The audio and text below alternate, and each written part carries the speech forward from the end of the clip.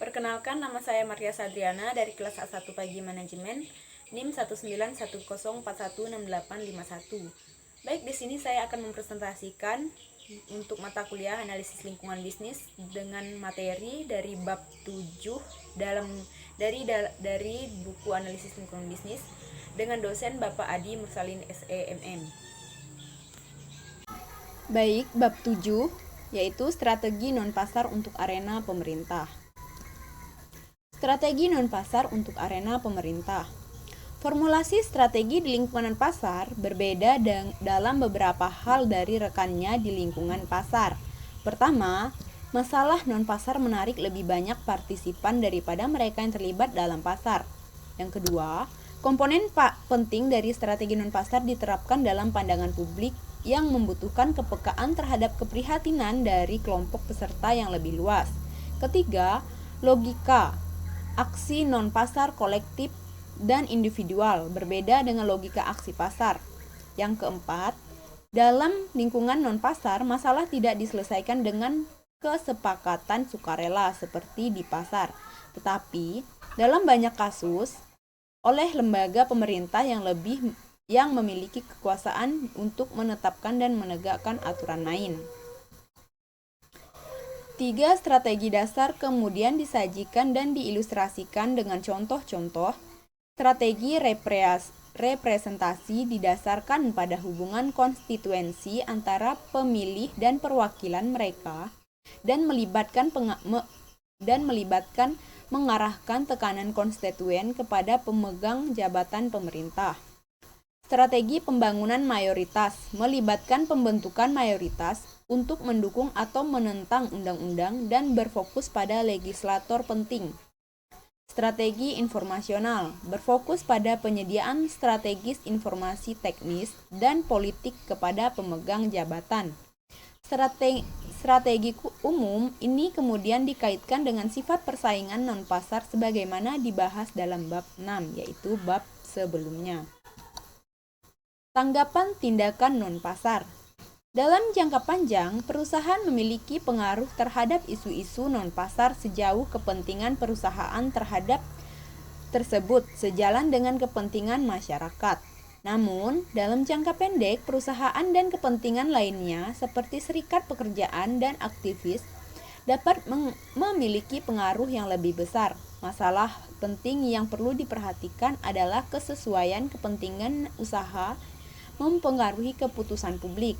Dalam menangani masalah ini, analog pasar berguna. Kritik atas tindakan bisnis non-pasar dan sasaran bisnis dan kepentingan publik. Salah satu kritik terhadap tindakan non-pasar oleh bisnis adalah tindakan non-pasar yang dilakukan oleh perusahaan tersebut dengan bertentangan dengan kepentingan publik. Apa yang menjadi kepentingan umum seringkali menjadi subjek ketidaksepakatan yang mendasar. Kekuasaan yang tidak beralasan. Kritik bahwa bisnis memiliki kekuasaan yang tidak beralasan juga muncul karena beberapa perusahaan tidak berpartisipasi karena tingginya biaya yang dikeluarkan pengambilan tindakan non-pasar tersebut. Partisipasi perusahaan dalam kegiatan politik bagaimanapun dapat memberikan suara kepada orang-orang yang berkepentingan mungkin tidak terwakili, sebagaimana serikat pekerja mewakili anggotanya. Perusahaan dapat memberikan suara kepada pemangku kepentingan perusahaan yang mewakili kepentingan pemegang saham dan pensiunan ketika mereka bertindak untuk meningkatkan nilai pemegang saham. Kepemilikan manajemen.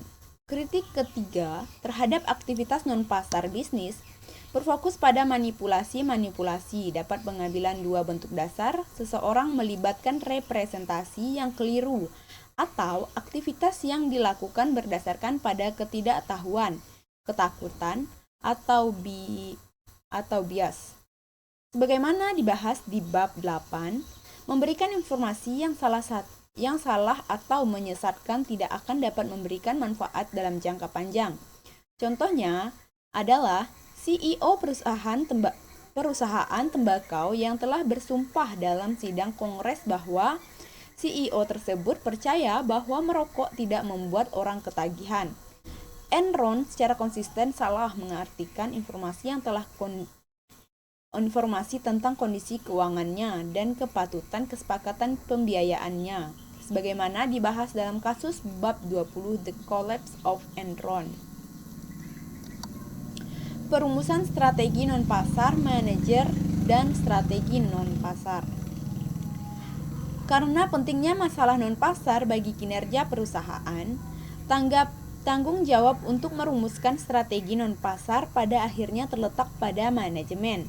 Dari level bawah perusahaan, masalah non-pasar sering dilihat sebagai komplikasi yang disesalkan yang mengurangi otonomi dan membuat sakit kepala. Manajer yang lebih tinggi berada dalam suatu organisasi. Bagaimanapun, semakin besar kemungkinan mereka untuk menghargai bahwa kemajuan masalah ini dapat dipengaruhi oleh partisipasi perusahaan. Sebagian besar manajer menangani masalah non-pasar secara episodik daripada secara terus-menerus. Karena itu, mereka membutuhkan kerangka kerja yang pelit untuk merumuskan strategi yang efektif dan bertanggung jawab. Analisis non-pasar mencakup komponen-komponen berikut. Yang pertama, menilai karakteristik masalah dan di mana posisinya dalam siklus hidupnya. Yang kedua, mengidentifikasikan kepentingan yang terpengaruh oleh masalah tersebut. Yang ketiga, menilai motivasi dan insentif. Yang keempat, menganalisis kemungkinan permintaan dan penawaran tindakan non-pasar. Yang kelima, menilai sifat politik dalam masalah tersebut. Yang keenam, mengidentifikasi arena kelembagaan di mana masalah akan ditangani. Yang ketujuh, menilai karakteristik kelembagaan.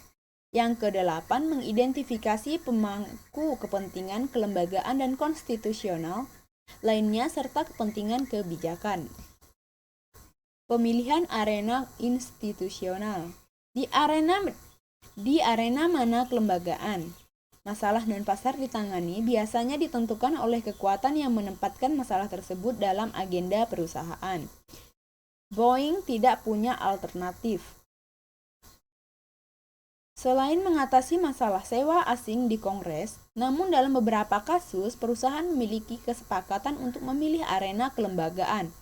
Perusahaan yang dirugikan oleh persaingan asing yang tidak adil dapat mengajukan petisi bantuan berdasarkan sejumlah bagian Undang-Undang Perdagangan AS.